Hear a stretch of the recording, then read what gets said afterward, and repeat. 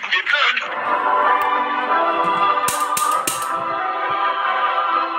Handog ng DZRH ang tula sa kanyang panahon. Gaano nga ba kalayo ang agwat ng pangarap at realidad? At ang masakit na katotohanan minsan ay hindi nagtatagpo ang mga ito. Mga kaibigan, pakinggan natin ang naging karanasan ni Robert sa ating dunang sa kanyang panahon.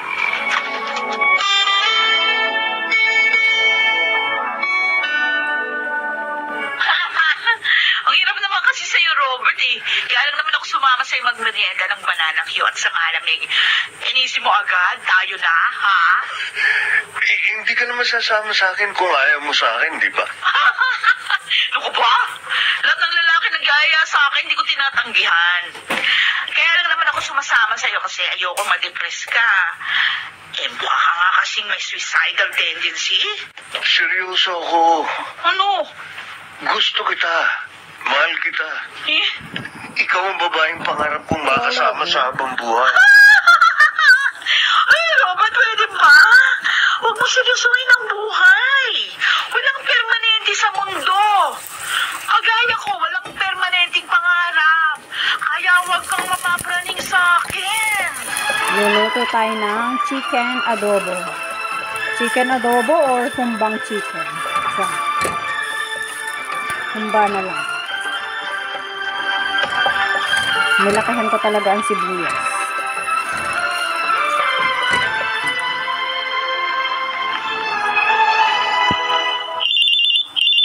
Sarap ng pagkain. Aba, tumatawag pa. Hello, Senator. Raul! Ano ka ba? Si Emma to! Emma? Ang dami ko ng text at miss calls na... Mahina itong sumagap ng signal eh. Kailan pa talaga tayo makikita? Ilang ba na ako dito sa Maynila? Hindi pa rin tayo nakikita. Kaya nga ako lumabas para magkasama na tayo. Sure, tatawagan na lang kita. Magseset ako ng araw para magkita tayo, ha? Talaga? O sige. Alam mo lang, miss na kita. Sige, hintayin mo lang ang tawag ko, okay? Sige na, kumakain ako eh.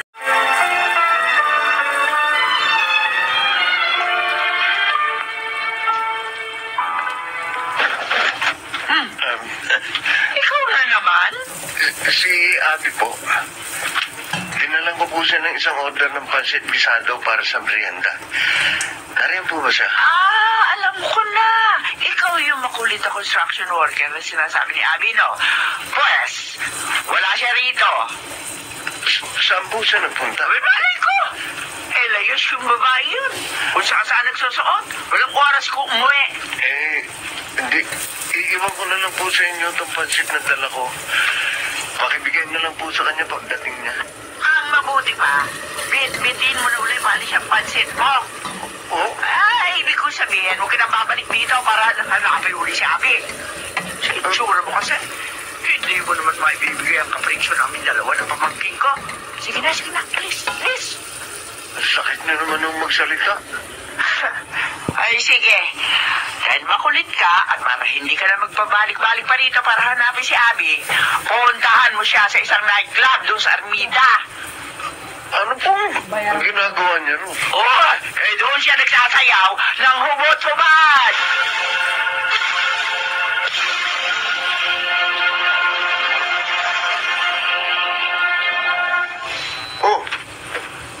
Sarado na ang pansiteria. Bakit nakatalungko ka pa rin sa bangketa? Saka, gabi na. Ba't di ka pa umuwi? Hinihintay ko kasi yung tawag ni Raul eh. Sabi niya sa text, makikita kami ngayon. Pero hanggang ngayon, di pa rin siya tumatawag. Ikaw, saan naman galing? Para kang binagsakan ng mundo sa itsura mo yan. Hinahanap ko si Abby. Ginalugad ko lahat ng nightclub sa Ermita pero hindi ko siya nakakita. Para tayong mga tanga, no? Ako naghihintay sa malabong pangako ng isang lalaking hindi ko alam kung mundo sa itsura mo yan. Hinahanap ko si Abby. Ginalugad ko lahat ng nightclub sa Ermita pero hindi ko siya nakakita. Para tayong mga tanga, no? Ako naghihintay sa malabong pangako ng isang lalaking hindi ko alam kung saang lupalop ng Maynila naroroon. At ikaw naman... Ano kaya sa palagay mo? Magkikita pa kaya kami ni Raul? Matutuloy pa kaya yung kasal namin na nausyami sa probinsya? Hindi ko alam. Ako man, hindi ko alam ang katayuan ko sa puso ni Abby. Siguro hindi pa ito ang tamang oras para mabigyan na ng kasagutan ng mga katanungan natin.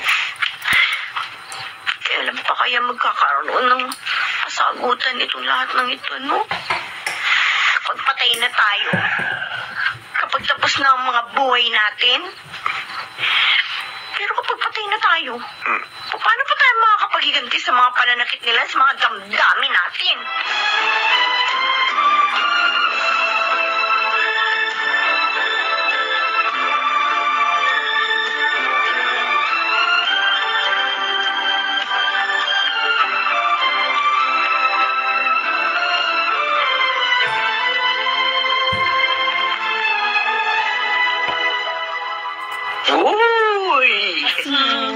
Ando ngayon ang pamangkin ko.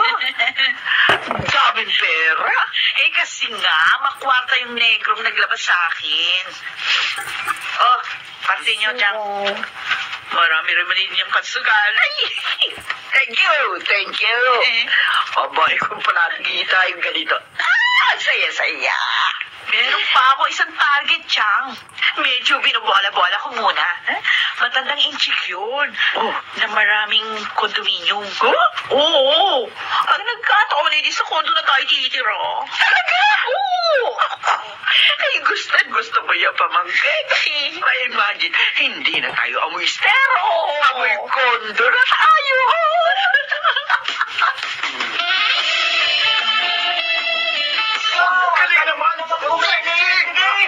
Abby! Halika na! Itigil mo yung pagsasayaw mo ng hulupan! Iuwi na kita! Hindi ba mo ako nasasaktan ako eh? Bakit ba? Ba't ka na dito? Anong problema mo? Masyado mong pinabababa ang pagkatao mo sa lugar na to! O ano ba kasi pakialam mo sa pagsasayaw ko ng hulutuban? Dito ako masaya. Dito ako Bibigyan ng kaligayahan sa tao, Abby! Mas mahalaga ang dangal! Ang dignidad! O pues sa akin, pera ang mahalaga. Matagal ko nang binura sa pagkatao ko yung dangal at dignidad na sinasabi mo. Yan ba, di ba tanda mo na ako? Pati trabaho ko, may nabisit mo eh. Abby, mahal kita! Mahal na mahal kita! O yan na. Bakit hindi mo maunawaan yun? Sige, palisin mo yung lalaki! Huwag mong gagawin to. Bigla na pumasok dito sa loob ng gulo. Pero, Sorry. Oo? Hala ka na dyan. Bigyan mo ng leksyon. Gusto mo, inupit ko na para hindi ka niyo magulo ito sa nightclub. Abby! Wag. Masasabit ako. Mapasargahin mo lang yung mukha. Lalim mo yun, ha? Sandali! Pasabugin ko na lang daw mukha mo. Kaya pamamagahin ko talaga ng magang-maga niyang mukha mo. Pero alam mo, gusto na kitang utasin, ha? Nagtitrigger yung inner instinct ko sa sobrang gigil ko sa'yo. Isang kalabit ko lang sa baril na ito. Nakita mo? Tutas ka!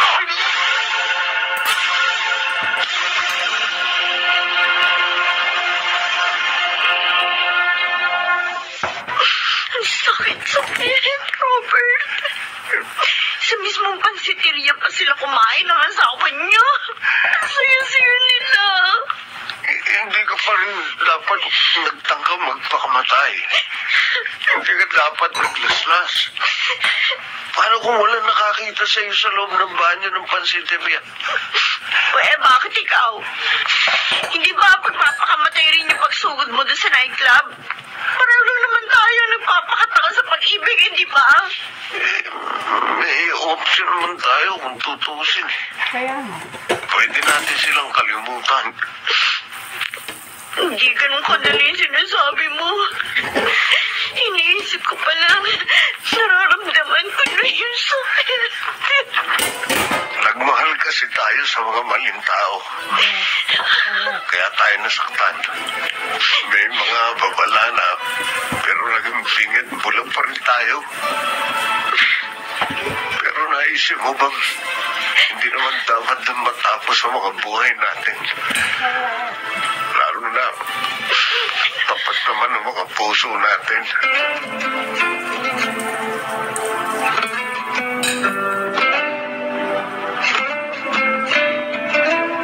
Robert! Uy, Emma! Nandaan ka rito sa site. May take-out order kasi na malapit lang dito. Ako na naghatid. Para kasi may abot ko na rin sa iyo itong pansit na binalot ko. Ang merienda mo.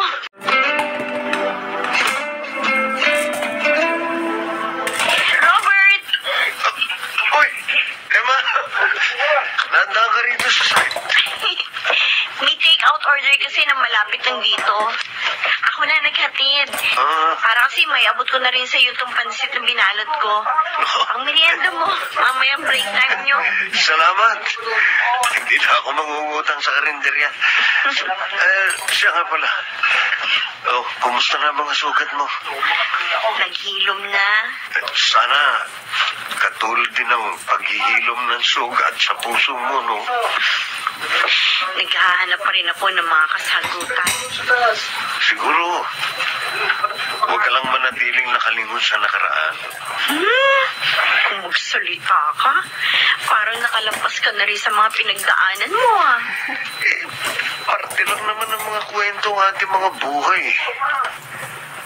Yung mga masasakit na naganap sa buhay natin.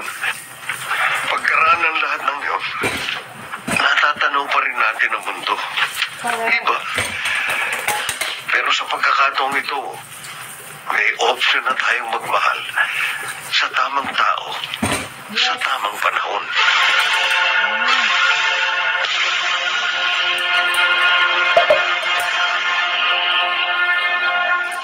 Pinalalakas ng katapatan at integridad ng ating mga pagkatao upang sa bandang huli, makamit natin ang kapayapaan ng ating mga isipan. Higit lalo ang sinasabi ng ating mga puso sa kanyang Panahon. panahon.